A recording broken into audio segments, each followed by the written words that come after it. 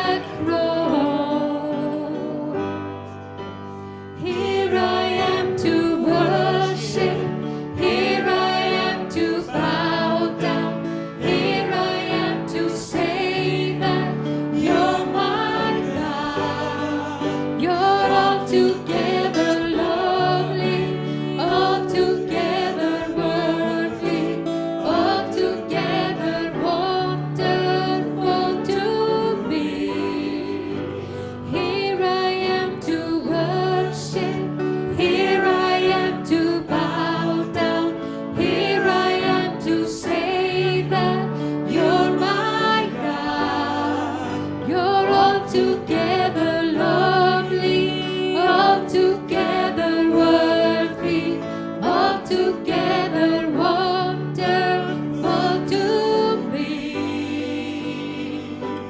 I never know how much it costs to see my sin upon that cross.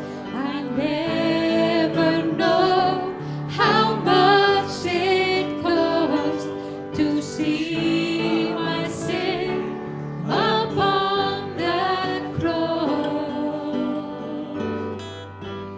Here I am to worship, here I am to bow down, here I am to say that you're my God. You're altogether lovely, altogether worthy, altogether wonderful to me. Here I am to worship, here I am to bow down, here I am to say that you're my God. You're altogether lovely, altogether worthy, altogether wonderful to me.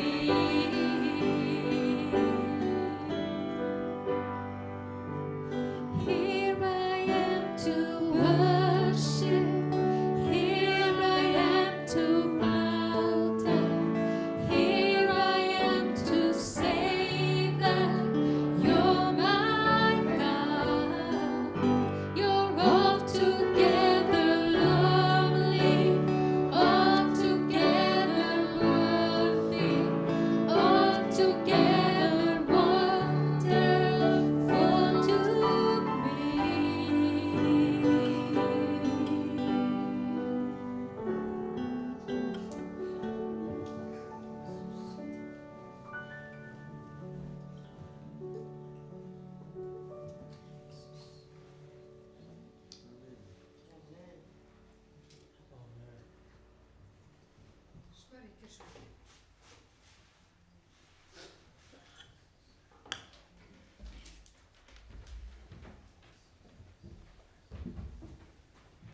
Komin og sæl og blessuð. Friðurinn á Drottins verið með ykkur og margfaldist á meðal ykkar. Ég ætla að byrja á því að fara með ykkur inn í orð sem Páll postuli segir við okkur í 1. Kórinthubréfi 10. kapitula og sá kafli ber yfirskriftina viðvörun, fyrirboði og viðvörun. Við erum svolítið oft búin að nefna þetta atriði. En þetta svolítið merkileg guðfræði hjá Páli postula að sögurnar gömlu úr Gamla testamentinu og það sem kom fyrir Ísraelsmenn, þær eru ritað fyrir þig og mig. Þannig að því meir sem þú kannt í Gamla testamentinu, því betur sérðu hvað að gera hjá okkur í dag. Þetta speglar viðbrögð Guðs við mönnunum þegar mennirnir fara villir vegar og við stöndum í mjög svipuðum sporum. Við þurfum alltaf að velja. Nú til dæmis verið að bjóða okkur það að ganga inn í nýtt ríki, að vera hluti af Evrópu og ganga þar inn og vera ekki neitt, bara lítið eyríki út í hafi og þeir ætla að fá að ráða öllu, hvort það heitir fiskimiðin eða orkan eða nefndu það bara. Þetta verður allt saman sett inn í sama pakkan. Og við sem eru svona, þurfum að taka ákvörðun, við erum að heyra alls konar rök. Jú, sumir segja, þetta er miklu betri staða fyrir fjölskylduna ef við förum þarna inn. Aðrir segja, nei, þetta er ómögulegt því að þá missum við svo mikið af okkar eigin ráðstöfunum og tekjum og þess áttar. Og það hvort tekja alveg heilmikið til í þessu, því að Ísland er ekkert alveg fullkomið og Evrópa ekki heldur. En það sem vakti athygli mína, það var þetta 11. versið í 1. Kórinthubréfi 10, það sem segir, allt þetta kom yfir þá sem fyrirboði og það er ritað til viðvörunar oss sem endir aldanna er komin yfir. Allt þetta er ritað sem fyrirboði og það segir mér að það sem gerist hjá okkur í dag, þetta eru ákveðin atriði sem að Guð er búinn þegar að sýna okkur hvað er í gangi. Við erum búin að heyra það núna að það er alveg óskaplegir hitar í Evrópu og við erum búin að taka eftir því að það er búið að vera bara fólk að deyja í hrönnum bæði á Ítalíu og Spáni og Frakklandi og það er búið að vera mikil hitabylgja í London og það verið að segja okkur allt saman þetta vegna þess að þú ert að keyra á bensínbíl og það er verið að skila þessu til okkar, þú sem keyrir á olíunni, þetta er þér að kenna, þú ert að hita andrúmsloftið og svo framvegis. En það búið að tala þetta áður, ritningarnar hafa bent okkur á að þegar menn ganga veg syndarinnar, þá fá þeir á sig það sem að Drottinn er einmitt að tala að verði ávöxtur syndarinnar. Nú skulum við fara úr þessu versi og við langar að taka fyrir eina smá sögu Davíð konung. Það er búið að krýna Davíð sem konung yfir Ísrael en hann er ekki alveg sestur af völdum og ef við skoðum þetta mál þá skulum við aðeins að fara í fyrir Samúels bók og það er kafli 21 og ég ætla að fara með ykkur frá versi 10 og allavega niður eitthvað lok kaflans og þá segir þetta Davíð: síðan tók Davíð sig upp og flýði þennan sama dag fyrir Sál og kom til Akís konungs í Gat. Og sjá hvað þetta er athyglisvert. Akís konungurinn í Gat, hann var ekki vinur Davíðs, en Sál var heldur ekki vinur hans. Svoleiðis að hann stendur á milli tveggja stórra manna sem eru báðir óvinir Davíðs. Hvert getur Davíð flúið og hvar getur hann leita skjóls? Þetta er ekkert ólíkt því sem að þið fáið sjálfa upplifa. Það er eitt og annað sem að kemur upp í vinnunni hjá okkur eða í fjölskyldunni að það er jafnvel verið að sækja að ykkur fyrir trúarafstöðu ykkar og bara fólki líkar ekkert endilega að þið takir svona biblíulega afstöðu til málana.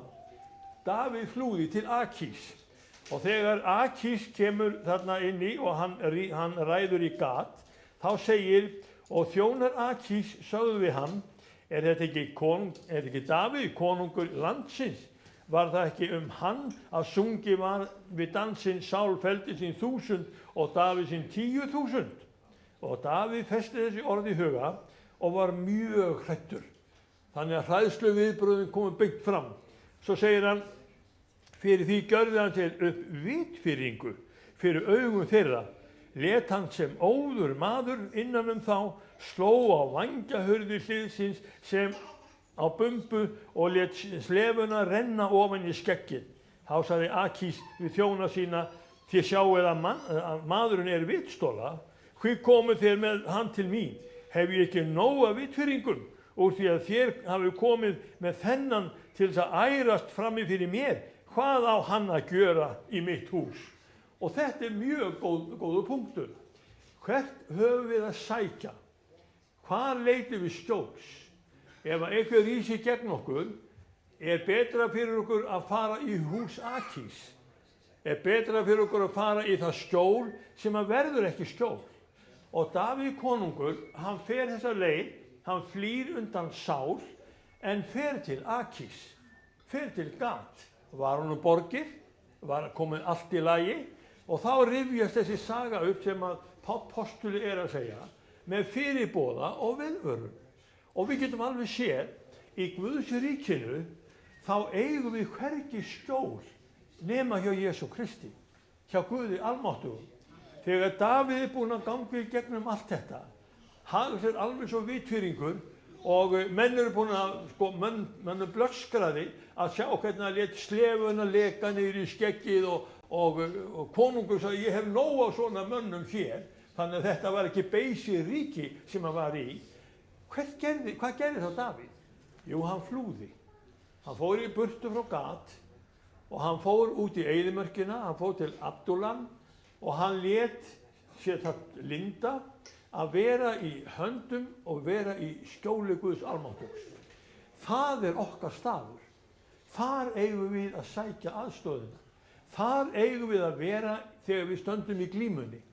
Og það alltaf þannig að ef við ætlum að vera eins og liðsmenn heimsins, fara til Gat eða vera hjá Akís, eða fara þá til Sáls og vera svona þegn óvina okkar, hvert getum við leitað? Og í ljósi þessa, það langar mig til þess að fara inn í eitt sálm sem þið þekkið mjög vel.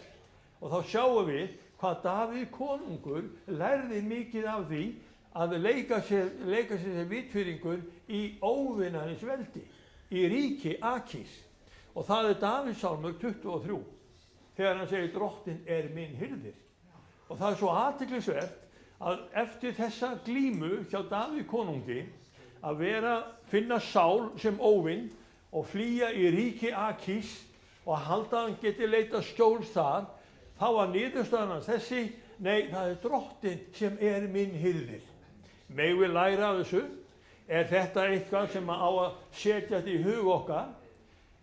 Hún Greta Skeving sem bjó til lag við þennan sálm Drottinn minn hirðir, þið þekkið nú sálminn, hún frá Vestmannaeyjum og ég heyrði sögun hennar. Hún stóð í þeirri glímu að hún réð ekki við lífið. Hún lá í þunglindi heima og maðurinn var að fara í vinnuna þennan morgun. Það var ekki búið að taka til í heimilinu. Hún hafði ekki getað elda mat, hún hafði ekki getað búið og það var alls konar svona kringumstæður hjá henni sem voru bara mjög neikvæðar. Og hún lá þarna ein upp í rúmi, maðurinn farinn í vinnu og þá segir hún: Guð, ég geti þetta ekki. Þú verður að hjálpa mér. Þú verður að hjálpa mér. Hvað á ég að gera? Og þá bara kom svona í huginn að hvernig 23. Davíðssálmur? Drottinn minn hirðir. Mig mun ekkert bresta. Á grænum grundum lætur hann mig hvílast. Og svo fór hún að fara með sálminn og hún fór að syngja þennan sálm. Og þetta kom svona lið fyrir lið. Svo hressist hún alveg heilmikið. Hún bjó með rúmið sitt. Hún fór fram úr. Og þegar maðurinn kom heim í mat, í hádegismat, þá voru pottatir á eldavélinni sjóðandi heitir, hádegismaturinn tilbúinn, Greta búin að taka svo mikið til, það var ekki endilega allt búið, en það hafði gjörbreyst ástandi hjá henni vegna þess að Drottinn minn hirðir, mig mun ekkert bresta. Og Davíð konungur einn af þessum sem fekk að reyna það. Það ekki hirðishjarta hjá Akís konungi Gat. Það ekki hirðishjarta hjá Sál konungi. Þetta voru báðir fjandmenn Davíð þó að hann væri smurður til konungs. Þeir virtu ekki smurninguna. Þeir hefðu þess vegna drepið Davíð ef þeir náðu í hann. En Davíð, hann átti sig á því að þessi saga, Drottinn minn hirðir, mig mun ekkert bresta, á grænum grundum lætur hann mig hvílast. Hann leiði mig af vötnum þar sem ég má næðis njóta. En vitið þið, hann trúlega þarna í Adúlam, þegar hann einmitt að semja þennan sálm. Og í Adúlam, það hæðin fyrir milli Jerúsalem og Dauðahafsins. Við Búddi höfum keypt þar, sú hæð heitir Adúlam, þar var Davíð konungur staðsettur. Og þegar hann þarna, þá var hann í eyðimörkinni. Á grænum grundum lætur hann mig hvílast. Nei, það var ekki í Adúlam, hann átti að fara eitthvað annað. Hann leiði mig af vötnum þar sem ég má næðis njóta. Og þetta að leiði mig af vötnum, þetta þýðir hann leiði mig að kyrrum vötnum. Þar sem ég má næðis njóta. Það sem straumurinn hægur og rólegur og hann má vera öruggur í faðmi Drottins, hann má vera öruggur í skjólinu sem hirðirinn leiðir hann inni. Og þegar Drottinn minn hirðir, þá vitið þið, hann leiði þig út úr ógöngum glímunnar, baráttunnar. Hann leiði þig inn í staðinn þar þú fara að njóta fríðar. Og það alveg stórmerkilegt þegar maður fær að reyna þetta. Ég fékk að reyna þetta líka á Akureyri. Þegar ég var rekinn fyrir það að segja satt og tala við Akureyringa hvernig málin eru vaxin.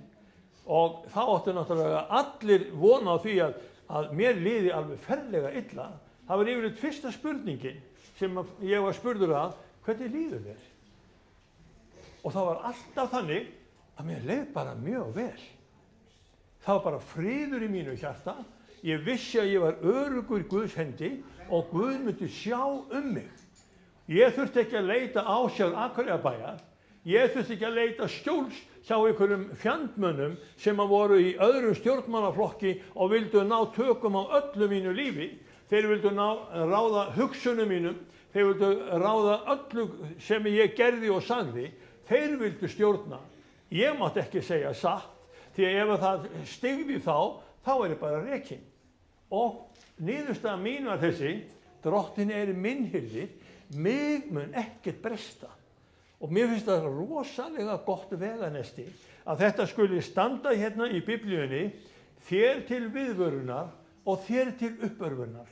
Og ef þið lendið í baráttu, verið þið alveg róleg, haldið þið ykkar striki, haldið þið baráttunni, segið þið satt, gefið þið Guði dýrðina og Guð mun leið okkur fram í gegnum baráttuna í friði og í réttlæti og þið munum koma út sem sigurvegarar.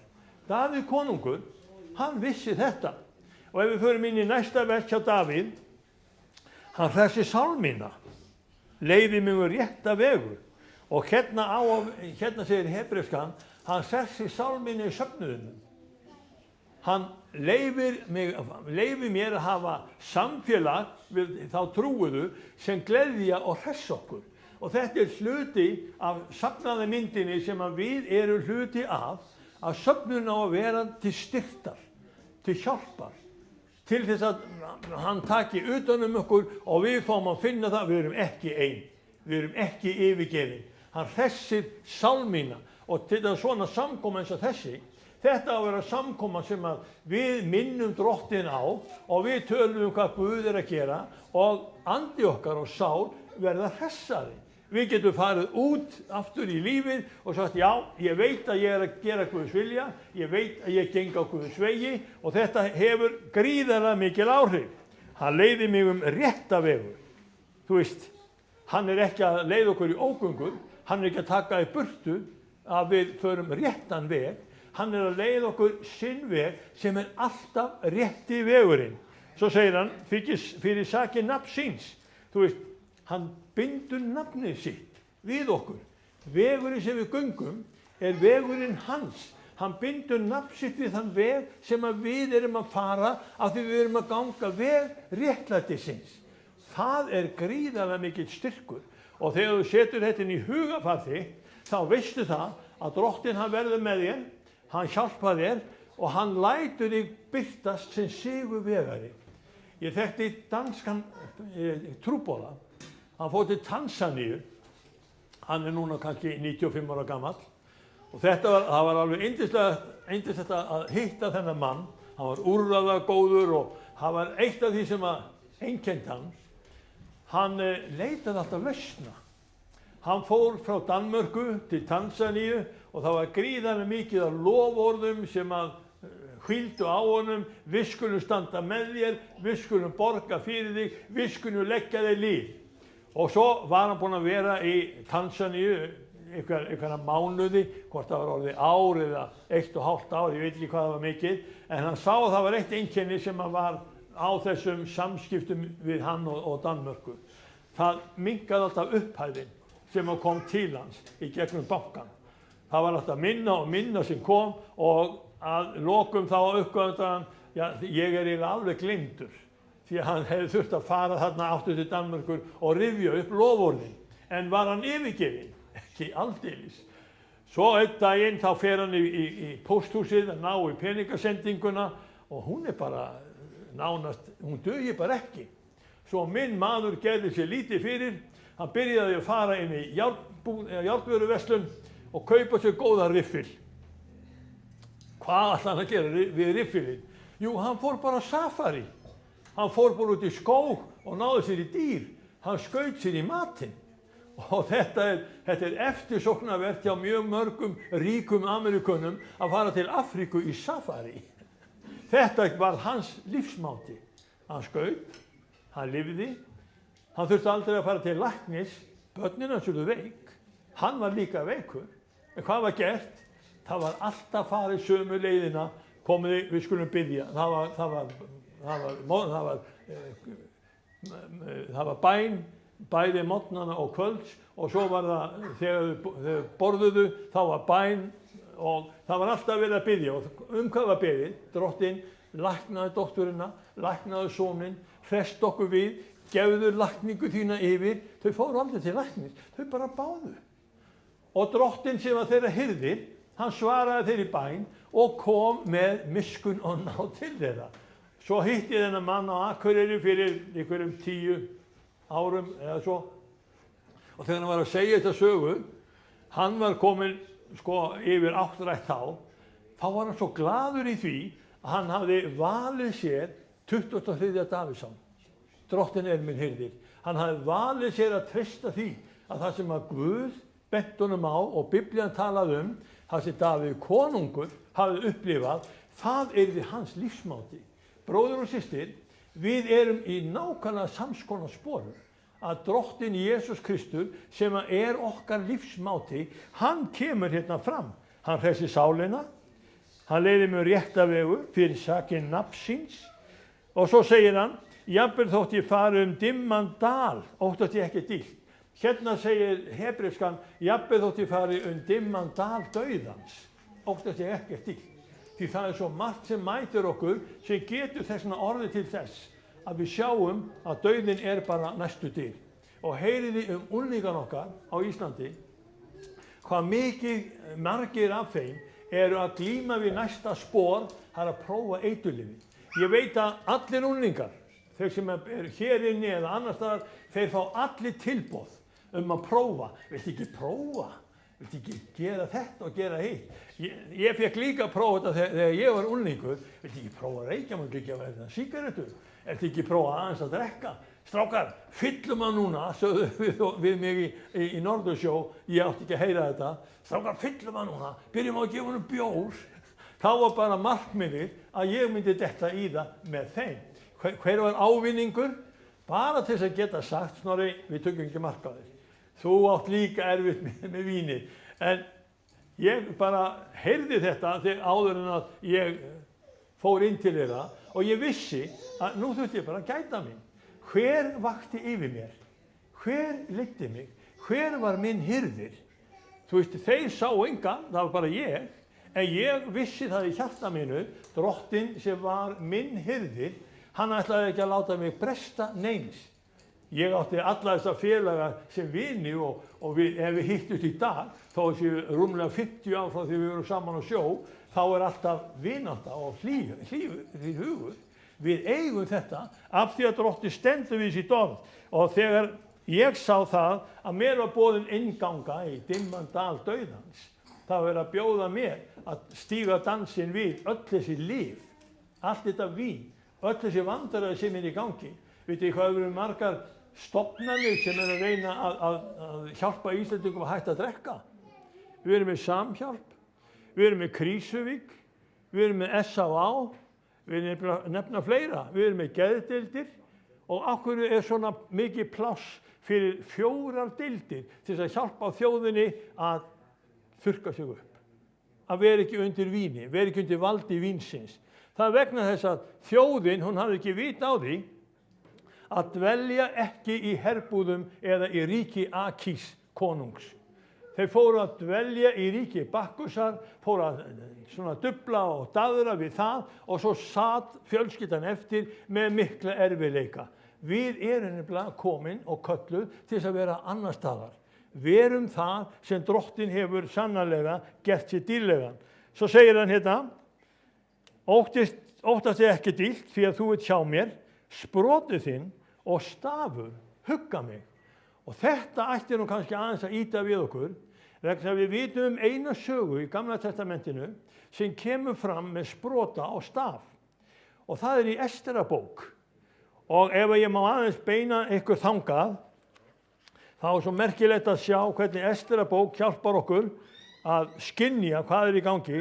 Það er 4. kapítuli, þegar harmakvein gyðinga, Ester ræður af að reyna að frelsa þá hefur hún komist að snoður það að þeir ætla, Haman og fleiri, þeir ætla að reyna að koma því í kring að það verði fjöldamorð á gyðingum. Og þetta er bara samskonar ástand sem var á gyðingum þá, 500-600 fyrir Krist, eins og við þið heyrið það er í dag. Þeir telja það að það sé bara réttasta málið í þessu öllu, það er að útrýma gyðingum vegna þess að það er allstað styrr og óana í kringu þá. Og menn hatast út í gyðingin. Það er bara, Biblíun gefur eina skýring á því. Það er vegna þess að gyðingum var falið Guðs orð. Og þegar þeir fengu Guðs orð til þess að dreifa og láta Guðs orð leiða sig, þeir brugðust líka. Þeir get allir alltaf saman í lagi, Guð þurfti líka að tukta þá til, en af því að þeir voru með Guðs orðið, þá sömuðu sig ekki við aðrar þjóðir. Þeir urðu alltaf eins og út úr, alltaf sér, alltaf aðeins öðruvísi. Það er nákvæmlega sama og við erum að syngja. Við erum að syngja það að þitt ríki, það er öðruvísi heldur en öll hinn ríkin. Og við komum að þessu þegar er sagt í 11. versinu, í 4. kapitula, Esterabókar, öllum þjónum konungs og fólkinu í skattlöndum konungs er kunnugt að hvern mann eða konu sem gengur fyrir konung inn í hinn innri forgarð og er eigi kallaður gilda ein lög. Að hann skal af lífi taka nema konungur rétti út í móti honum gullsprotan sem merki þess að hann megi lífi halda. Og þetta voru lög hjá Persakonungum. Að hann hélt á sínum gullsprota og ef þú gekkst fram og þú varst ekki boðaður til hans, þá þurfti hann að rétta þér gullsprotan til þess að þú mætti lífi halda. Ester vissi þetta. Hún gekk samt fram fyrir konung vegna þess að hún lagði líf sitt í sölurnar. Hún lagði líf sitt í hættu. Og hættan, hún var greinileg vegna þess að ef illa lá á konungi, þá var það hennar bani. En ef vel lá á honum, að þá var það hennar lausn. Sprotið þinn og stafur, hugga mig, segir Davíð konungur. Hann dregur nákvæmlega sömu mynd upp. Ef þú þarft að ganga fram fyrir Guð og þér er ekki boðið, hvað gerir Guð þá? Guð sem er kærleikur, hann rétti sprota sinn, veldi sprota sinn til þín og segir, hvað get ég gert fyrir bróðir, systir? Sjáu hvernig Guð almáttugur geymir þekkinguna á persónu sinni í gegnum sögu Davíðs og í gegnum 23. Davíðsson. Við erum erfingjar þessara hluta. Við eigum aðganga Guði almáttugum fyrir bragðið. Af því að drottin er að leggja nafn sitt við okkur. Hann skammar sín ekki fyrir þá trú sem við höfum. Svo segir hann við okkur, ég ætla aðeins að klára 11. versið, en ég hef eigi verið kölluð inn fyrir konung nú í 30 daga. Og Mordekai voru flutt orð Esterar, þá lét Mordekai skila aftur til Esterar, eigi skalt þú ímynda þér að þú ein af öllum gyðingum komist undan af því að þú ert í höll konungsins. Og þetta er punkturinn. Þetta sá Davíð konungur þegar hann var í ríki Abdullah, eða þegar hann var í ríki Akís, og þegar hann var hjá Sál. Hann gat hvergi fengið skjól hjá þessum konungum, hann var aðeins einn sem var hans hirðir. Og þegar Davíð konungur leitaði til Guðs almáttugs, þá rétti Guðs sprotan til Davíðs og hjálpa honum. Var Davíð fullkominn maður? Var Davíð vammlaus? Nei, þið vitið alveg hvernig saga var. Þið vitið alveg hvað hann gerði. En það var vegna þess. Hann fékk náð til þess að leita til drottins Guðs.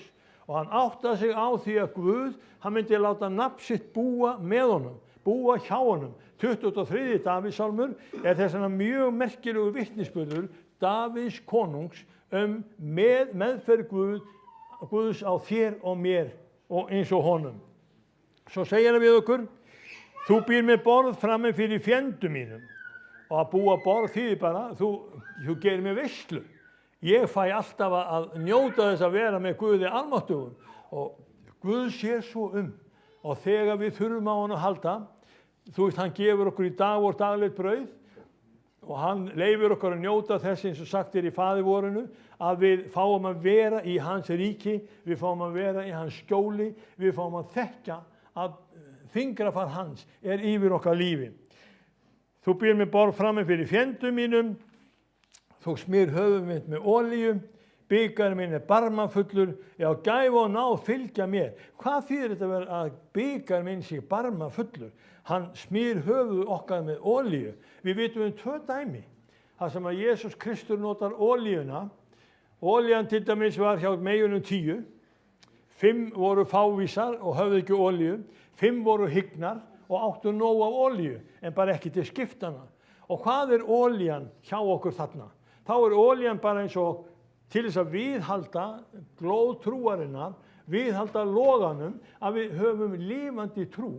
Og Guð bætir á lampana okkar og hann lætur olíuna lýsa, hann lætur olíuna loga til þess að aðrir megi sjá að það til lausn. Það til hirðir, það til frelsari, það til konungur, konunga sem að vill ná þér út úr því sem að heimurinn að kalla yfir sig. Heimurinn, hann ekkert í góðum málum. Heimurinn stendur frammi fyrir svakalega erfiðum málum. Þið heyri bara að fólk ber mikinn kvíðboga fyrir því hvort að hlýnun heimsins að verða alveg ómöguleg. Og bara það ekki hægt að lifa. Og þið heyri jafnvel að hundruði manna deyja vegna hitabylgju.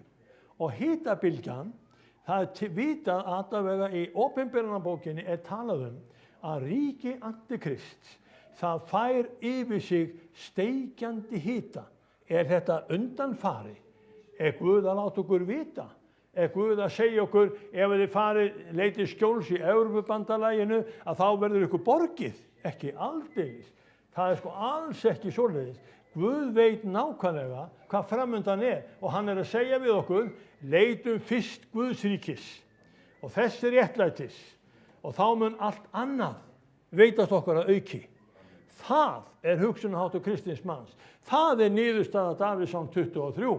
Og til að halda ykkur ekki öllu lengur, þá ætlum ég bara að fara með ykkur inn í vers 6.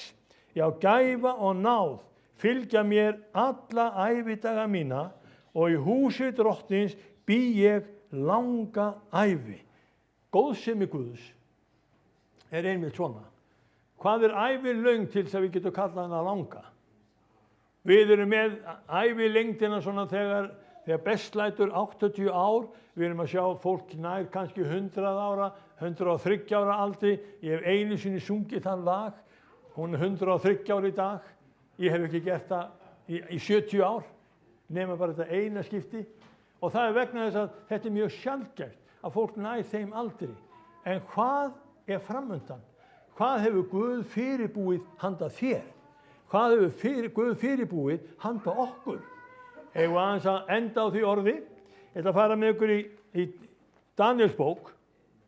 Það Daniel 12. kapitúli. Og ég ætla að fara með ykkur í annað versið, af því að í 12. kapitúla þá engillinn að tala við Daniel. Og Daniel fær að vita þetta stórkostlega sem að fyrirbúið honum. Þetta bæði fyrirboði og viðvörun sem við getum alveg tekið undir, sem Páll postuli að kenna okkur. Og hvað segir engillinn við hann? Þá segir hann, það í 1. versinu, á þeim tíma mun þjóð þín frelsu verða, allir þeir sem skráður finnast í bókinni. Svo kemur annað versi sem á erindi til okkar. Og margir þeirra sem sofa í dufti jarðarinnar mun uppvakna. Sumir til eilífs lífs, sumir til eilífrar smánar. Allt í einu Davíð, hann hluti af þeim boðskap að dauðinn hefur ekki endanlegan sigur yfir okkur. Hann fær að ráða yfir okkur stuttan tíma. En svo kemur eilífðin og það verður upprisa og þá vitum við að við fáum að vera með Kristi alla tíma. Og hvers vegna það? Að því hirðir sauðana, hann þarf að reisa okkur við. Hann þarf að taka okkur í sínar hendur. Davíðssálmur 23, hann verður sálmurinn fyrir þig og fyrir mig. Þetta arfurinn okkar. Þetta það sem að Davíð konungur fekk að upplifa. Þetta einmitt það sem Daniel að segja okkur frá. Þetta einmitt það sem Páll postuli talaði Við eigum þessuna vonina í Jesú Kristi að við fáum að lifa eftirleiðis með honum. Dauði hvað er hann? Billy Graham sagði, ef þið fréttir andlát mitt, þá er það örugglega rangt, vegna þá mun ég bara skipta föt, sagði hann. Hann fer hérðan og ég fer í annan líkama. Og þetta er hugsunarháttur kristins manns, ef hann tekur mark á því sem Guðs orð er að tala til okkar. Guðs orð vil einmitt að við séum þeim megin, að við stöndum örugg og fullvissum það að fyrirheit Guðs, þau eru okkar. Og ef að þetta er rétt sem ég nefni, að fyrirboði og viðvaranir í Gamla testamentinu, þær eru okkur ætlaðar til lærdóms, til þess að við mentumst í réttlæti, mentumst í Guðs orðinu, mentumst í því sem að Guð er að tala til okkar, þá er hitt líka rétt sem að segja við Daniel, að ég mun reisa þá upp og ég mun láta það stíga fram og þetta verður mitt fólk sem verður með mér á réttum tíma. Hvenær verður þetta? Kannski á morgun. Ég veit það ekki. Kannski eftir ár. Ég veit það ekki. En vitið, ég held að það sé bara alls ekki langt í þetta. Alls ekki. Og af hverju segi ég það? Ef ég hlusta á hvað Biblían er að segja mér ástandið fyrir Miðjarðarhafsbotni. Ef ég hlusta á hvað Biblían segir mér Persaríkið og hvað framundan er, þá er alveg eðlilegt að ég segi í ljósi kringumstæðnanna og fréttana sem nú eru, þá er þetta alltaf bresta á. Við erum að sjá það að þjóðirnar, það verða kallaðar á Ísraels fjöll. Af hverju eru Persar alltaf að skjóta á öll Araparíki, eldflaugum? Þeir eru að kalla þá til sameiginlega stríðsins sem á að lækna sárið á líkama íslam. Það á að útrýma Ísrael. Fá þeir að gera það? Nei. Hver mun koma til að stoppa það? Á þeim degi, þegar taka Jerúsalem, þá mun Jesús Kristur birtast á Olíufjallinu með öllum sínum heilögu og hann mun stoppa gang styrjaldana. Hversu langt er í þetta? Mánuðir, ár, ég held að sé bara dagar frekar en mánuðir. En gefum því bara þann tíma sem það þarf, og ég ætla ekki að vera spekur í því hvort að við fáum að halda jólin hér eða ekki. Við vitum bara að það sem Guðs er að segja við okkur, það er pottþétt ástæða fyrir okkur að taka mark á því. Ef Guðs orð, það fær sýnt og sannað, hvað oss er leyft eða bannað. Það skal þitt leiða ljós, sagði Hallgrímur Pétursson. Og það er eðlilegt að við sem kristnir einstaklingar, við förum að segja, Drottinn, leyfðu mér að fara eftir orðið þínu. Leyfðu mér að hvíla í orðið þínu, gera eins og Davíð konungur varð að gera. Hann varð að yfirgefa öll þau ríki sem stóðu gegn því sem hann boðaði og sagði, og hann þurfti að hvíla í því að Drottinn væri hans hirðir og honum myndi ekkert bresta. Á grænum grundum lætur hann mig hvílast. Og ef að Davíð konungur fékk að reyna þetta, þá er þetta þinn arfur. Þá er þetta þér ætlað líka. Og þess vegna er svo eðlilegt að við segjum við Drottinn í dag, leyfðu mér að hvíla hjá þér. Leyfðu mér að vera með þér. Þú heldur í hendi mína daglega og ég megi gera því dýrlega. Heyri, amen. Við skulum biðja saman. Stöndum upp, gjörðu svo vel.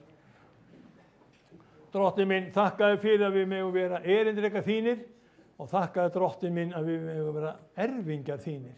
Það lofórð sem þau gefið okkur í gegnum munn Davíðs, gegnum munn Daniels, gegnum Ester drottningu, að það sem Páll postur er að kenna okkur, Drottinn, að við megum tilenga okkur þessi orð og vita það, elskaði Herra, að þú munt leið okkur á þá staði sem þú munt vel fyrir sjá. Við fáum að njóta þess að ganga á kyrrlátum stöðum og njóta nærisins, Drottinn minn, sem er fólkið í því að vera með þér. Og Drottinn, þú frelsar sál okkar. Þú frelsar hug okkar, Drottinn minn. Þú frelsar okkur frá alls konar ótta og skelfingu og halda það að þessi betra fyrir okkur að leita skjóls í öðru ríki heldur í þínu.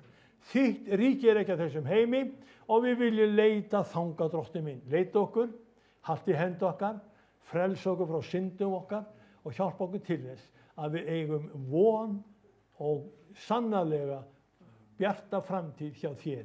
Í Jesú nafni. Amen. Og sískinni, náð Drottins og Jesú Krist, kærleiki Guðs og samfélag heilags anda veri með ykkur öllum. Í Jesú nafni. Amen. Takkið við þessari postulegu kveðju og athugið það að þegar við erum að segja þetta svona, þá er þetta til þess að hugur okkar segja já. Ég vil einmitt fara í þetta. Ég vil einmitt vera þar. Þá eigum við samleið með honum. Gjörðu svo vel, Kitty mín. Eða Dagný, gjörðu svo vel.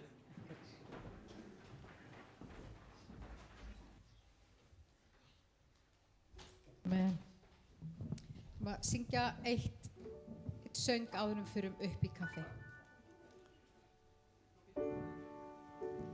Vorar misgjörðir Þér tók hann á sig, fyrir hans benjar erum við heil.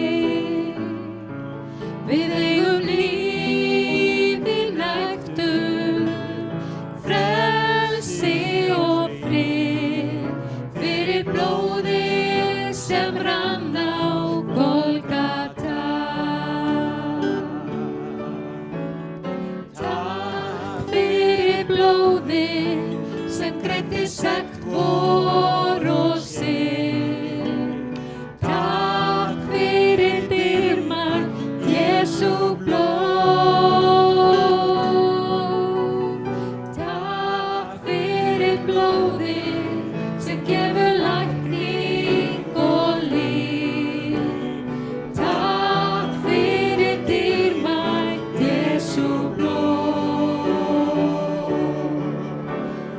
Takk fyrir blóðið sem greiddi sekt vor og synd. Takk fyrir dýrmætt Jesú blóð. Takk fyrir blóðið sem gefur lækning og líf. Takk fyrir dýrmætt Jesú blóð.